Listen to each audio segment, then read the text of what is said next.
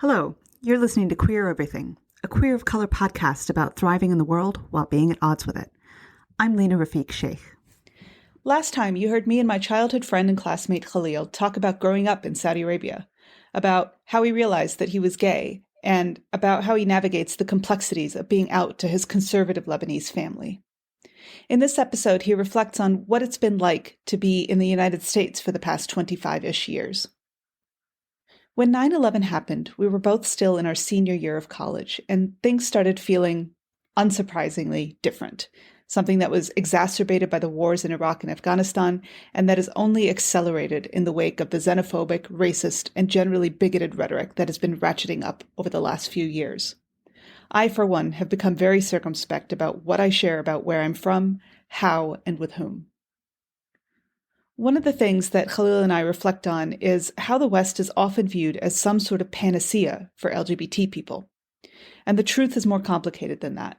As I look back, it was a good option, it sounds like, for both of us coming out of high school in terms of where there was opportunity. For me at that age, moving and staying in the US was about being left to my own devices for reasons that weren't only about my queerness. There are many people in our situation who made different choices, and regardless of what those choices were, I was reminded in this conversation about the importance of community, found family, and belonging. As Khalil so beautifully puts it in this conversation, about finding light in the darkness. Again, because this is a very personal share, Khalil isn't using his full name.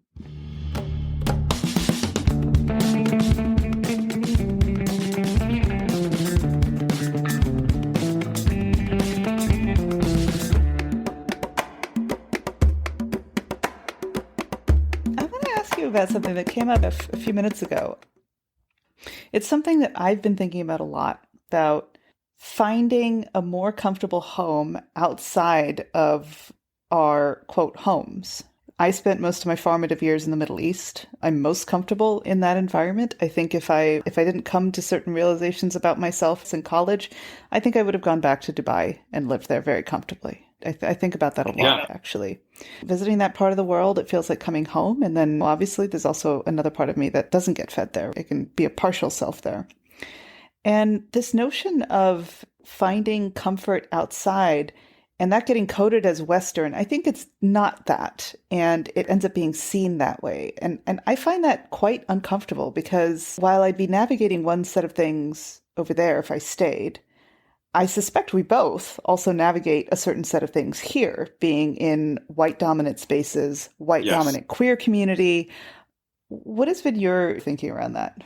I can't say, so it's interesting because I actually have spent some time in very white dominated spaces in Massachusetts. So whether it was, my very white church or whether very progressive, but still very white church, or whether it's my very white heteronormative place of employment until a few years ago, or whether it was my very South Boston running club, very blue collar, very white. Those are spaces that have been challenging for me on different levels. The church has been the easiest because they're all very progressive, mostly progressive people. So in some ways, I can overlook the lack of diversity because we're still very, very much interested in diversity, even though we don't have it. It hasn't crystallized. But with the other spaces, I've sort of pushed back and I've had to find a more comfortable place to exist. And I think being remote right now, full time, has allowed me to not spend as much time in sort of conservative thinking spaces. Mm-hmm. With the running club, I actually no longer participate as much because it's just not ever going to change. It's some very unfortunate, things that people say or share. It's just all right, I don't have to deal with this right now. But I found the best relationships I've had in terms of friendships and dear sort of family of choice, if you will, are with people who are from other places who live. And I just think of our next door neighbors, Indians from Canada who are Catholic, not very practicing, but still there's a lot we can talk about because they're brown, because they're from Canada and they're also from India and they're warm and they cook well and they, just the list is long. But there's I've been very careful with my own community, but the Lebanese community, because as we were saying earlier, there's a lot of Trumpianism there and I have no time for it.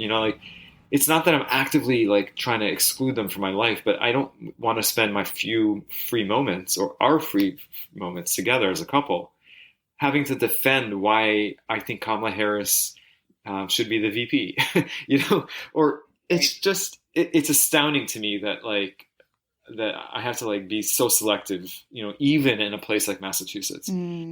But it has been like that. It has been, we obviously have a lot of queer representation in our social circles, and I'm very happy about that because it means that I can take a little bit of a break from having to explain everything to everyone. But in our non-queer spaces, we've also been very selective about making sure we're, not having to be shocked. You and I both came to the States pre 9/11, and I was reflecting a few weeks ago about how the country started feeling very different post 9/11. That's not a big statement. For sure. I'm curious about what your experience was navigating being queer before things started turning this way as well. I guess like queerness for me, it was interesting that you should bring this up because in college, I was one of the founders of the Arab Student Association. We had done this in the context of the second Intifada. So it was right before 9/11. And there was a whole full year of operating as an organization before 9/11. Then 9/11 hit. And everything about educating people about, the Palestinian cause, about, Arab culture, about, we thought we would like, use the richness of Arab literature, especially with queer stuff. And and all of that got pushed aside because suddenly everything was about 9/11. So now I was no longer queer in the sense of being one of the few Arabs on campus and who was actually trying to help, correct some of the misconceptions and try to just have fun, just sort of throw fun Arab cultural events. It suddenly became about protecting ourselves. We were so worried as an Arab student body about part of the student body that was Arab. We were worried about our safety. And so we were coordinating with the Muslim Student Association in terms of just creating a way for anyone who's, remember a lot of people did not have cell phones back then, but like just have a list of phone numbers to call if you're ever in danger. And then it became about clarifying misconceptions and explaining to people why we as Arabs in between Boston and New York, not far from Pennsylvania, really petrified for not just because to see our country under attack, but also to see the rise in hate crimes and how we were worried that this was going to happen. It was only a matter of time. And sure enough, it was a matter of time. Unfortunate what we saw. But what became even worse, so I can talk about that. I can talk about how like my friends and I were like petrified, and some of us were not citizens at the time, including myself, and so I was worried about the implications of of any changes that were going to be driven by 9/11. I ended up not having my grad school visa ready for 6 months, so I was supposed to start in the fall after graduation. And I just had to sit pretty for a few months until they were ready to clear me, to give me my clearance. It became obvious to me that there was a lot of work to do in terms of explaining to people the difference between a fundamental belief in killing people and just being proud of your culture. And that there was first of all, what was really upsetting was how quick people were to sort of put us in one bundle. Like, if you're brown, you're obviously suspicious. And I understand this sort of like intrinsically sort of tribal reaction to something as awful as 9/11, and sort of maybe that's the way that their mind works. But I also thought we get past this because, here we are in New England with a lot of Irish people. Is it fair to blame any sort of IRA activity on every white person? Right. Or Timothy McVeigh. So I would try not to be that annoying immigrant or that annoying brown person because I don't want to scare off my friends, but I had to be honest about it. And so I did write a few editorials explaining my fears, explaining what was happening to me in my visa application process. And my friends were incredible. I remember I have a very dear friend of mine, and she's Jewish from Philadelphia. We were really close all of college, but she went home after 9/11, and I think it was actually around the holidays. So maybe it was like Hanukkah or something. And she comes back afterwards and tells me that she confronted her family. Like they were basically praying together as a family one day for the safety of this country and how like maybe like we could keep away a lot of Arabs and Muslims from this country so that they don't like something really awful like that, right? Yeah. And she told me, well, I stood up to them. I said, you know what? I have friends from the Middle East who deserve to be here just as much as I do, and yada yada yada. And I thought that was so beautiful. Like I thought, like I did not expect you to do that, but I appreciate that you did. But the same thing happened actually after the Boston Marathon bombing, right? There was a lot of that, and it's Boston can be very tribalistic, and there are a lot of people who were obviously shocked by what happened. A friend of mine who was not running that year, but I was. He knew that I was running, and he knew that I was half a mile from the finish line when all of that unfolded. And so he witnessed a bunch of people in his office sort of complaining about immigrants. And I had given at the time, the week of the bombing, I'd given an interview in Arabic to a station about, and I translated what I said. I sort of shared it with my friends, and I was explaining to people how awful. I was explaining to people in the Arab world how awful it was to go through a terrorist attack in our very safe city many years after 9/11. I mean, this is 2013 at this point. But that I felt like I had to explain to Arabs why this was not business as usual. But at the same time, I had to explain to Arabs how I was trying to explain to Americans how this one family's craziness is not indicative or representative of any other Muslim or Arab immigrants' experiences in this country. Right. How we are not all to be put in one bucket. And so I felt like I've had to step up into this sort of ambassadorial role, crazy times in our national history, but it does really put everything, unfortunately, in the back seat. Like I want to talk about being Arab and queer. I want to talk about being queer and Catholic. I want to talk about being different, thinking different than a lot of people who look like me do. I want to talk about that, but I have to sort of park that aside and talk about survival. Right. How we are not the problem. Like, don't like ban us. Don't attack us. Don't hate crime us. Right. Yeah, I hear that. And part of where the question was coming from was, I think that I didn't come to an awareness, because this was the water that I swam in. I didn't encounter queer community in the Middle East until 2015 when I visited Dubai. Right. Interesting. My mind was just blown when I did. And I remember thinking, my gosh, if this was available to me coming out of high school, I might have come back. Because the contrast, I also felt this contrast, and I can only describe it as this very strange sensation that I walk through in the world here, being visibly brown, being visibly not white American, not American, or not presumed to be American in a certain way. I was born a citizen. I've been an American citizen all my life. Yeah. And it feels like I walk through the world with this coding that people there needs to be enough time or enough interaction for people to work through whatever the coding is. And it exists in other people's minds. Absolutely. The few spaces that I feel like it's not there are the queer spaces I encountered in the Middle East, and also queer and people of color spaces, specifically queer culturally Muslim spaces, queer culturally Middle Eastern spaces, queer culturally South Asian spaces that I found here only in the last 7 years. Fascinating. No, I mean, if we were 10 years younger, yeah, I can imagine I can imagine not wanting to leave. Right. I actually have friends who are even a couple of years younger than us who made the journey back. So after college and after grad school, they're like, you know what? It's probably better to be queer over there than to be queer over here. And I thought that was peculiar because I didn't think things were evolving as quickly as they were. But there are, I actually know of people who have queer people in Lebanon who have adopted or right. And they're raising their children in a way that would have been impossible to imagine even 5 years ago. Right. There is a tremendous amount of evolution. I was joking, kind of half joking to my better half about how if it weren't so hostile, from a legal perspective. Yes. And not necessarily on a day-to-day level, but just from a legal perspective. If we had protected rights I would be advocating for us to go and spend 5 years in Dubai Yeah. because we could both grow professionally and we could both have a really interesting few years. And Boston will always exist. We can always come back. We can always see our Boston friends, during trips to the Cape or whatever.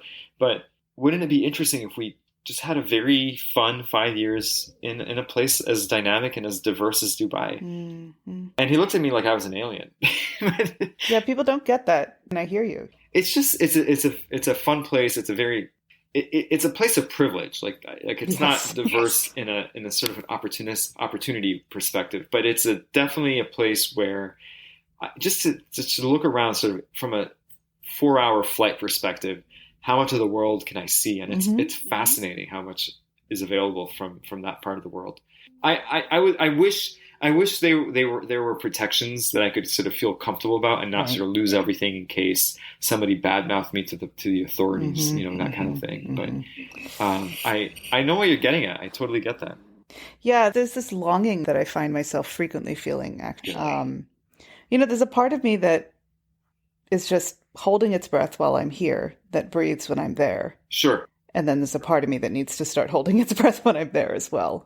I have come across a lot of books by Rabia Alameddin, who's become one of my favorite sort of queer writers. He's Lebanese. He lives in California mostly, but I actually met him a few times. He's wonderful. And I think in one of his earlier works, maybe his earliest work, Kool-Aid's, he had a phrase in there that resonated with me. Basically, he writes as a Lebanese queer person in the 80s in California, right, in San Francisco. And he says something that is still true, I think, to me today in Boston in 2021, almost 2022. I fit in the United States, but I belong in Lebanon. There's a difference between fitting and belonging. Yeah. And I don't fit in Lebanon at all, because like that's just where they are. I mean, I could make it work, but fitting here is so easy, it's just like I could wear a blindfold and I'd get around fine here. But belonging is a hard thing. It's a hard thing to explain. I could have a much bigger impact in Lebanon right now with the sort of brain drain that's happening, with the kind of the devaluation of the currency, with all the economic meltdown. The little that I could add to the bucket would be actually much, much more valuable today than it has ever been. And so I think about that. I struggle with that. But at the same time, do I want to be the martyr? Right. I mean, not literally, because I don't think that my life is at risk, but that's kind of the problem, right? And fitting also matters. I wish there were a place where I could fit and belong. Yeah. I can tell you what, though, flyover country is probably not it. I've explored that option, and it's not ever going to work. But with the East Coast, I think there's a bit of a diversity that other parts of the country don't get. So I like that. But I crave that belonging, and I know exactly that awakening process. Yeah, it's been so wonderful for me to, over the years, especially, and it's accelerated in the last few years because I started seeking it out. Sure. To find that kind of community, to really connect with queer people from our respective parts of the world. Yeah. And then also in my case with South Asian queer people, because there's always this unease, right? If people are very religious and I'm not, that's uncomfortable. Sure. Or if I'm in a South Asian space, there's politics around religion that I'm aware of, even if I'm not actively navigating it, right? And then also, as a diaspora kid who I didn't spend any formative years in Pakistan and kind of like avoided connecting too much while I was there. Sure. I also stick out as not very Pakistani. I get it. And actually, I heard a lot of this. A lot of people were accusing me of kind of being a Lebanese sellout by like constantly being in opposition to anything Trump did. And basically, there was very little that he did that I could agree with. And so my Lebanese-ness was questioned. That's so interesting. Well, I'm not here to fit in. I'm here to explain, as an economist, why some of his policies are outrageous. Anyway, so I can't stop people from questioning who I am, but I will agree with you on this point that like I have more in common with you than I have with, someone who is white and straight in America, or Lebanese and straight in America, or Lebanese and straight in Lebanon. Now, when it comes to like Americans who are gay, like we have something we can work with, right? There's a lot that we can bond over. But even there, it's problematic because even some of my gay friends who are white voted for Trump, right? And that to me tells me a lot because a straight person who's white, who belongs to the majority, who belongs to a privileged class, I can understand why they would vote for Trump. I might not like it, but I can understand it. Mm. But when you are gay or queer or transgender and you don't see your rights at risk, what is it going to take? I agree. It's puzzling, and in many cases, it's disappointing. Very, very. But I guess like part of being queer for me, going back to the initial part of this conversation, part of being queer is being comfortable being attacked as a loud minority. And I've had no problems explaining to people why I feel certain ways about certain things. You know, I'm not trying to be obnoxious, but I'm also trying to defend my right to exist. And one of the beauties of being queer is that we find light in the darkest of places. I remember being on assignment in Saudi as a consultant, and to find queer Filipinos in a very crazy place, right? Saudi as an adult, not as a child living on a compound, but as an adult working and saving whatever paycheck you get, you find these like wonderful Filipinos who have created and maintained these underground gay networks where they get together in safe spaces and they talk about everything. And I've been invited to go join them, and I thought that was really interesting. I was not really around much on weekends, so that was not really an option. But even then, I thought I'm really putting too much at risk because I could get kicked out of the country, and that would be really hard to explain to my employer. You know, like it's just, I thought that was really beautiful to find light in the darkest of places in terms of the risk that these people were taking just to exist, just to be chill for a few hours, or just to be, just to exist. Yeah. Mm-hmm. There's one question that I forgot to ask you at the beginning. I mentioned to you that this is a series about identity and the complications of that and the tensions that can occur, especially when it's not so straightforward and not so cut and dry. A lot of what we talked about in this past couple of hours is how there are tensions between different parts of our identities, which is not an uncommon experience. And I think that there's something about being diaspora children, third culture children, and queer on top of that is quite particular. How do you identify? And does it depend on who you're talking to? How has it changed over time?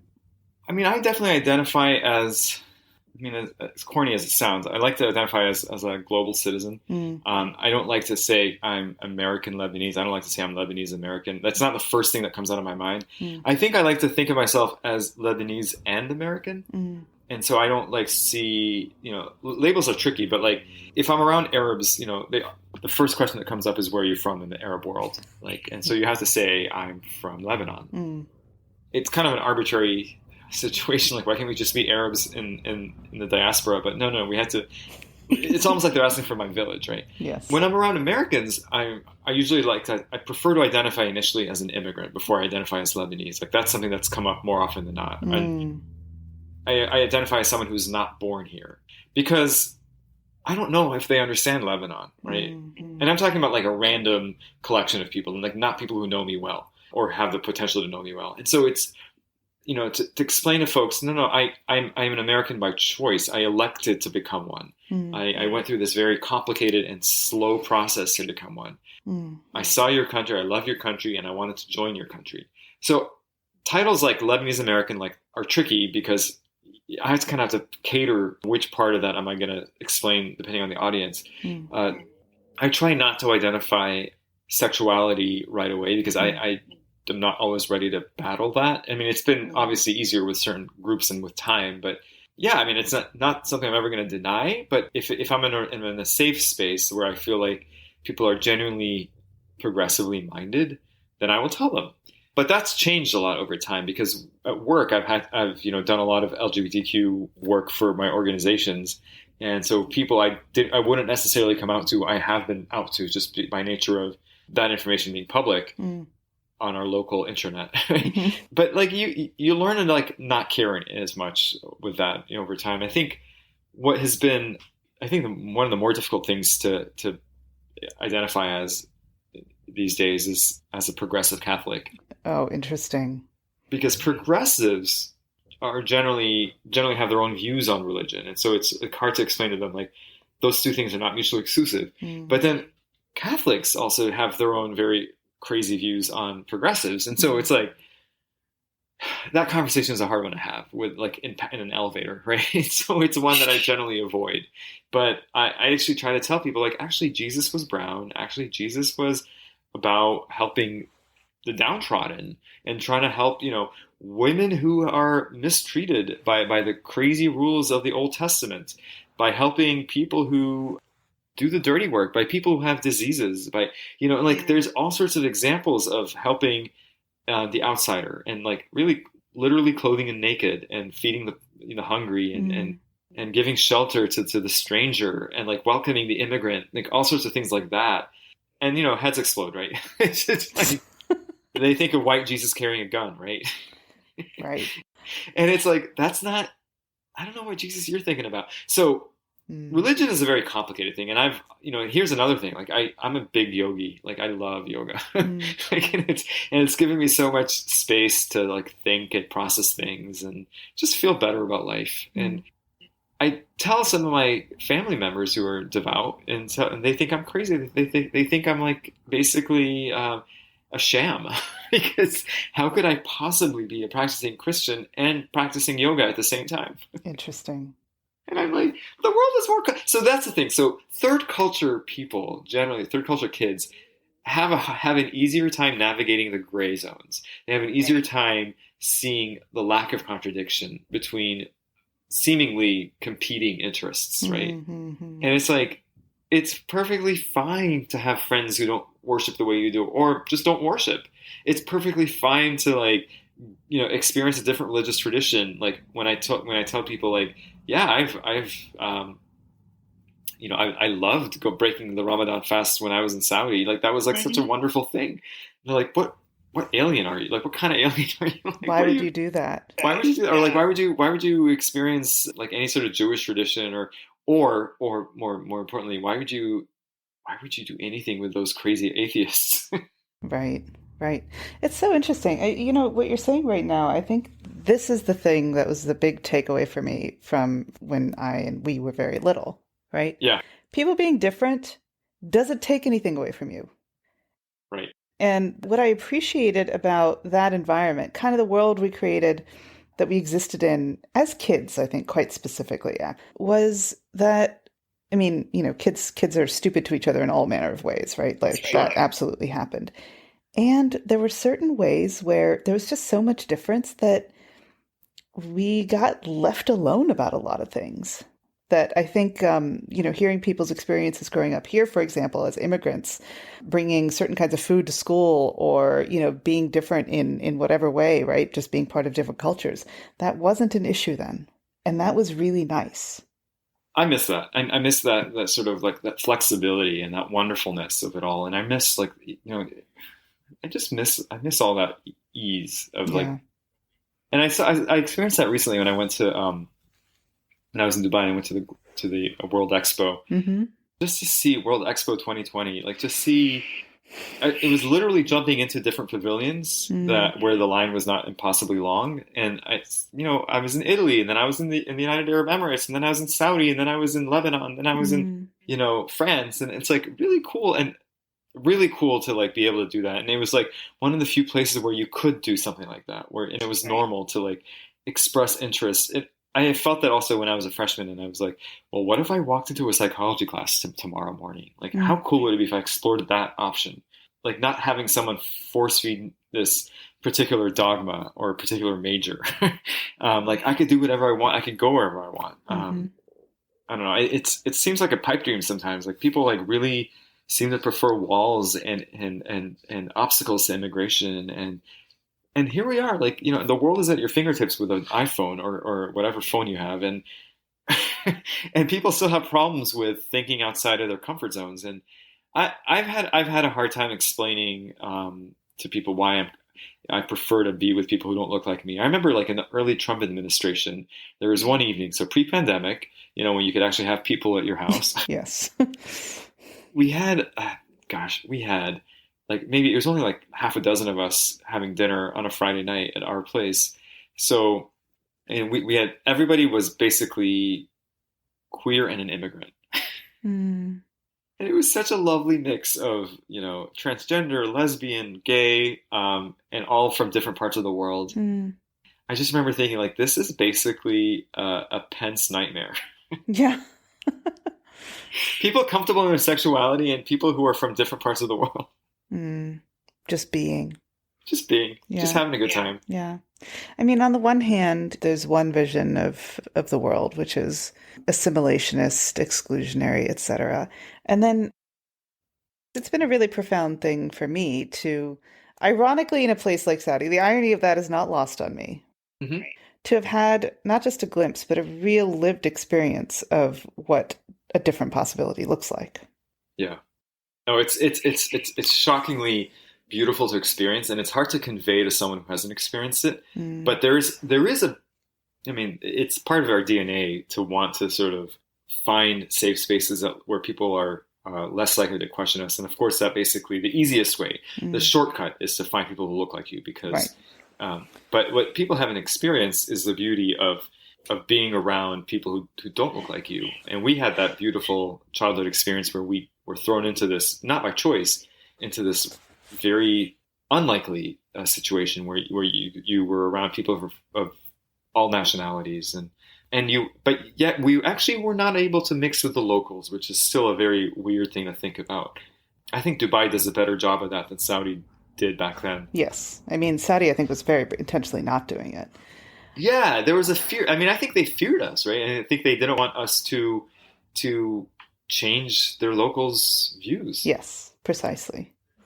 I mean, it seems kind of corny to talk about, but cultural osmosis is where it's at. Like everything good happens out of that. Like, it's like you get the best of both worlds, and we move on, we progress. I know it might seem kind of self-serving to talk about this, but like, I love these like marriages where like there's two different cultures or two different religions or two different traditions, and it's like, how exciting is that? How beautiful it is. It's so beautiful. One of the things is like I've been to a lot of heterosexual marriages, to weddings rather, and I've been to more than my fair share of queer ones, and they're all beautiful in different ways. But the queer ones, they're the ones that had to expend more effort and explain. Right. There's something beautiful about that extra effort that was expended to get there, and I don't know. I mean, at some point, like Kyle and I need to get busy and plan our wedding, but that hasn't happened yet. But I look forward to a ceremony that involves, Southern American, but also some Middle Eastern, Lebanese traditions, and just the beauty of that. That'd be beautiful. There will be good food. I can guarantee that. Yeah. I guess I have one last question for you. What would you say to a young version of yourself now? I have thought about this question before. And the first thing that comes to mind is to think about, well, I just want that younger version of me to feel confident that there is a welcoming space, that there is a welcoming community, and that family of choice is really important. Like I still communicate and get along with my birth family, but I do want that person to sort of be assertive and obviously, like there's no value in rushing the process. Like my end of college boyfriend was telling me, like, I just didn't want to pull you out of the closet when I first met you. But yes, take your time. Make mistakes, be comfortable in those mistakes, learn from them, like all that wonderful stuff. But I didn't know that I would land in a place where I'd be happy. I didn't know that. That was never guaranteed. And I imagine that there are people even today who are not guaranteed that and don't think that they will. And mental health back then was not front and center the way it is today. And I'm glad that that's changed. And I'm glad that there's more effort being spent on that. I will say that it has been lonely. It has been lonely to go through some of the very difficult twists and turns of, coming to the United States and living alone, and then figuring out that, I'm not straight. I'm not going to be in a frat. I'm not going to be drinking, Thursday to Sunday every weekend. Like that's just not me. I grew up in a society where drinking, as a teenager was fine. Like if you just did it like once in a while, it wasn't like the end of the world. So going off to college, it wasn't like I needed to drink, my head off. And I just wish I had more of that affirmation early on, that it's okay to be socially different, socially queer in that way. Like I am not going to try to fit into this very white, football kind of frat lifestyle. Just like it's okay to like not tell your parents that you're interested in girls. It's okay to tell your parents you are going to that gay wedding of two of your dear friends. It's okay to accept the kindness of strangers, and the fact that like some wonderful people like basically saw that I was in distress and were willing to somehow give me some of their guidance or some help. And just the world is not out to get you. And I wish I knew that we were going to land in a place where federal immigration was going to welcome queer people into the fold in the way that like that was impossible in the 90s and even well into recent times. I just wish that the teenage version of me could have seen how quickly the world was going to change in our lifetime. And I think we always kind of hope for that, but we don't know that, right? Right. And I have a lot of friends who are our age who have also immigrated to this country for school and have stayed and have not quite found their families, have not quite found their partners, have not quite found the stability of a long-term relationship. And it's not for everyone. Like obviously, like, not everyone's looking for one, but there are lots of people I know who have been looking for one, and they navigate, especially people who are visibly different. Right. So whether you're from the Middle East or from Asia, and I was worried about that. I was worried about spending holidays alone because like not being able to go see my family for whatever reason, but also not being able to find my family here or to create one here. And I've been blessed, and I just be comfortable with who you are and people, and you will never know who you're going to inspire with your confidence in your queerness. I have been super inspired by some wonderful, wonderful people in my life who are unabashedly queer. Come find a country where you can be yourself. And I would want my earlier version of myself to know that it's all going to work out in the end. That's beautiful. I love that. Khalil, thank you so much for taking the time to speak to me. I've really enjoyed our conversation, and I'm really excited to share this and your story with the folks who are listening. That's wonderful. Thank you so much for talking to me. If you like what you hear, please spread the word. You can follow us wherever you download your podcasts or find us on Instagram, Twitter, or Facebook. Thank you so much for listening. Until next time.